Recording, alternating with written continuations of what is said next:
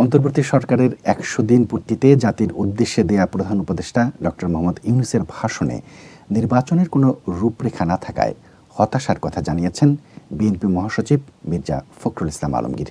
তিনি বলেন, নির্বাচন দিলে অর্ধেক সমস্যার সমাধান হয়ে যায়।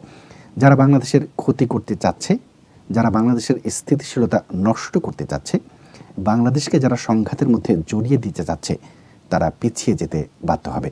কারণ নির্বাচিত সরকারের পেছনে জনগণের সমর্থন থাকবে। অন্তর্বর্তী সরকার নির্বাচিত নয়, তাদের ম্যান্ডেট নেই। তাই যৌক্তিক সময়ে সংস্কার শেষ করে নির্বাচন দিতে হবে সরকারকে। আর তা না হলে সরকার ক্ষমতায় থেকে যেতে চায় এমন ভ্রান্ত ধারণা তৈরি হবে বলে মন্তব্য করেছেন বিএনপি মহাসচিব। দ্রুত জাতীয় নির্বাচন ও সংস্কার ইস্যুতে মির্জা ফখরুল বলেন, দ্রুত নির্বাচন জাতির জন্য জরুরি। কারণ এ ধরনের সরকার যত বেশি দিন ক্ষমতায় থাকবে তত বেশি সমস্যা তৈরি হবে। কারণ এটা তো নির্বাচিত সরকার নয়।